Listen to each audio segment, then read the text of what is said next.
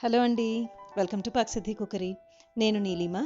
ఈరోజు రెసిపీ నువ్వులతో అన్నం, సెస్మీ ఫ్లేవర్డ్ రైస్. ఎలా చేయాలో చూద్దాము. దీనికోసం ముందుగా 200 గ్రాముల బాస్మతి రైస్ని గంటసేపు నీళ్ళలో నానబెట్టి కుక్కర్లో 2 విజిల్స్ హై ఫ్లేమ్ మీద ఉడికించి పెట్టుకోవాలి. ఇలా అయితే అన్నం పొడి పొడిగా వస్తుంది, మృదువుగా ఉంటుంది. ఇప్పుడు నెక్స్ట్ ప్రొసీజర్ చూద్దాము. కడాయి తీసుకొని స్టవ్ ఆన్ చేసుకుని 2 టేబుల్ స్పూన్ల నెయ్యి తీసుకున్నాను.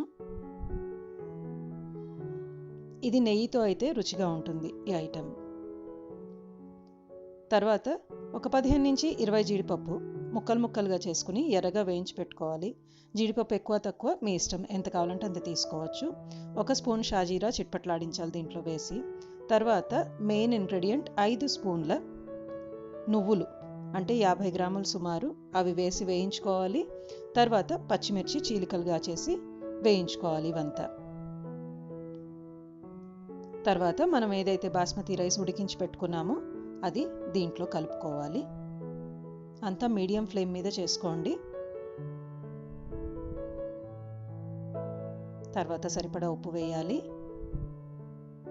ఒకసారి అంతా ఈ మిశ్రమం ఇప్పుడు కలిసేట్టుగా బాగా కలుపుకోవాలి. చాలా సింపుల్గా అయిపోతుంది. తర్వాత కొంచెం తరిగి పెట్టుకున్న కొత్తిమీర,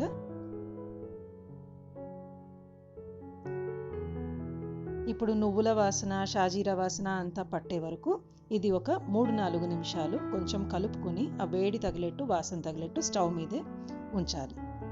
అప్పుడు ఆ ఫ్లేవర్ అంతా అబ్జార్బ్ చేసుకుంటుంది బాస్మతి రైస్. తయారు. అంతా కలిపి ఒక అరగంట లోపలే ఐటెం అయిపోతుంది. ఇది డైరెక్ట్గా ఇలాగే తినేయచ్చు, లేదంటే రైతాతో అన్న తినచ్చు.